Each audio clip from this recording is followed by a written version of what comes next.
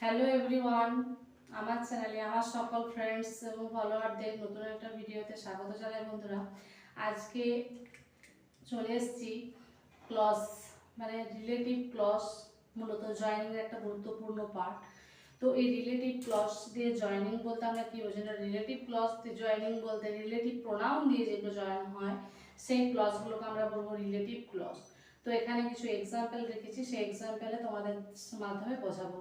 এই রিলেটিভ ক্লজের ব্যবহার তো ক্লাস 8 থেকেই আছে। প্রথমত ফার্স্ট এবং সেকেন্ড ইউনিট টেস্টে ছিল না, সেগুলো আইডেন্টিফাই ছিল, কিন্তু এই থার্ড ইউনিট টেস্ট যেটা থার্ড টার্ম রয়েছে তোমাদের ফাইনাল এক্সাম, সেখানে রিলেটিভ ক্লজ বা রিলেটিভ প্রোনাউন দিয়ে জয়েনিং থাকতে পারে। তো আজকে সরাসরি চলে এসেছি, সেই জন্য যতটা সম্ভব তোমাদেরকে সহজ করা যায়। তো প্রথম থেকে শেষ পর্যন্ত ভিডিওটা দেখতে থাকবো, আশা রাখছি ভালো লাগবে। তো প্রথমে যেটা বলি যে আমি এখানে কয়েকটা এক্সাম্পল রেখেছি, সেন্টেন্স মিন। দেখো, প্রথম সেন্টেন্স আছে Rabindranath was a great writer, হি রোট গোরা। এখানে দুটো সেন্টেন্স আছে, এই দুটো সেন্টেন্সকে আমরা জয়েনিং করব কি দিয়ে না, রিলেটিভ ক্লজ দিয়ে, তাই তো। রিলেটিভ ক্লজ মিন বললাম কি না, রিলেটিভ প্রোনাউন দিয়ে জয়েনিং।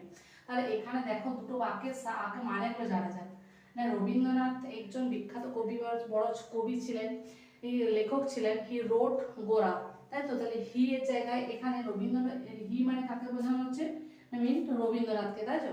তাহলে আমরা হি এর জায়গায় সেজন্য আমরা কি লিখতে পারি না, হু। হু এই কোন ক্ষেত্রে বসে না, যেখানে পার্সন মানে ব্যক্তির নাম উল্লেখ করা হয় তখন সেক্ষেত্রে হু। বস্তু হলে হুইচ বা দ্যাট, কোনো ব্যক্তি সেক্ষেত্রে হুম হয়। তো এক্ষেত্রে আমরা কি লিখবো না, রবীন্দ্রনাথ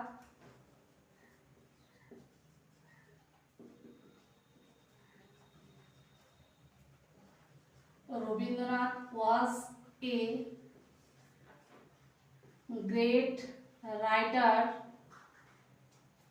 হি এর জায়গায় লিখলাম হু রোড গোরা।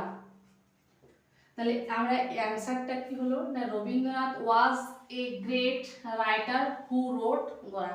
রবীন্দ্রনাথ একজন ছিলেন বড় কবি, লেখক ছিলেন এবং যিনি লিখিয়েছিলেন গোরা। নেক্সট এক্সাম্পল আছে, দেখো, হি গেভ মি এ বুক, মানে সে আমাকে একটা বই দিয়েছিল। ইট ওয়াজ রিটেন ইন ইংলিশ, মানে এটা ইংরেজিতে লেখা। তাহলে ইট মিন কাকে বোঝাচ্ছে না, দা বুক বা এ বুক এখানে আছে, তাহলে এ বুক, তাই তো।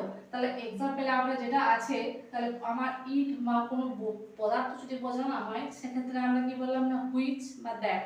তো এখানে সেন্টেন্সটা কি দাঁড়ালো, হি গেভ মি এ বুক, ইটের জায়গায় লিখবো হুইচ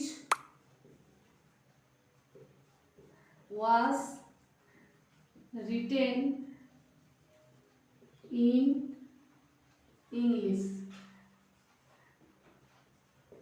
তাহলে কি হলো না, he gave me a book which was written in English. যেহেতু এখানে দেখো, the queen or A necklace, it was made of diamond, তাই তো। মানে কুইন পরেছিল কি একটা নেকলেস, যেটা কিসের ছিল না, ডায়মন্ড দিয়ে তৈরি।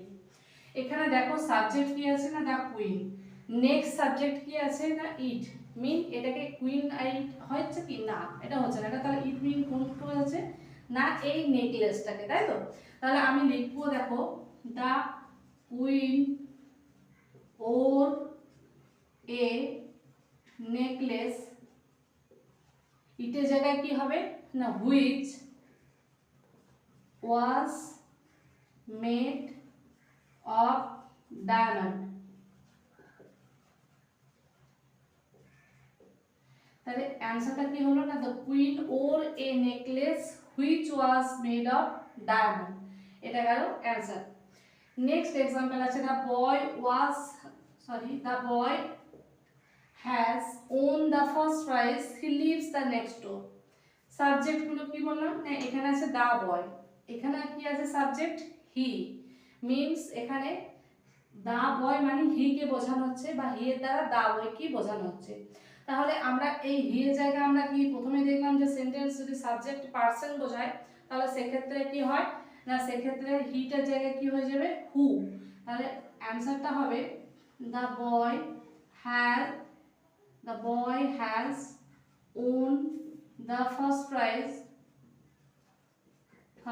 প্রাইজ, হি এর জায়গায় লিখলাম হু লিভস নেক্সট ডোর। তাহলে অ্যান্সারটা কি দাঁড়ালো?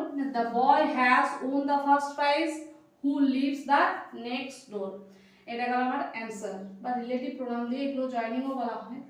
নেক্সট আছে দেখো সবশেষ সেটা, the girl had lost her way I meet her yesterday. এটা একটা অন্য ধরনের সেন্টেন্স, মানেটা জানা যায় না। বালিকাটি পথ তার হারিয়ে ফেলেছিল, আই মেট হার ইয়েস্টারডে মানে আমি তার সঙ্গে সাক্ষাৎ ঘটেছিল গতকাল। তাহলে আমি এই যে আই আর এখানে দা গার্ল, সাবজেক্ট তো দুটো এক নয়। ইন দা গার্ল এখানে বালিকাটি, আর আই মানে আমি বোঝানো হচ্ছে, আর হার মানে এই বালিকাটি। তাহলে হারের জায়গায় আমরা এখানে কোনো একটা প্রোনাউন আমার বসাতে হবে। তো কি প্রোনাউনটা বসবে? দেখো আমি সেন্টেন্সটা লিখলাম, the girl had lost her way, হয়েছে এত পর্যন্ত লিখলাম। এরপরে আই এই যে হির জায়গায় মানে তাকে বা তাহার সাথে, তাই তো?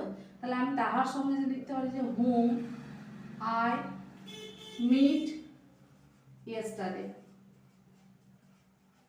কি অ্যান্সারটা দাঁড়ালো?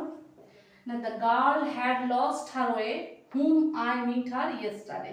এটা গেল উত্তর। কারণ এখানে হি হার মানে এখানে প্রোনাউন একটা, এটা কেমন না অবজেক্টিভ প্রোনাউন। তাহলে অবজেক্টিভ প্রোনাউনের ক্ষেত্রে সেজন্য আমরা এখানে হুম এই প্রোনাউনটি আমরা রিলেটিভ প্রোনাউনটি ব্যবহার করলাম।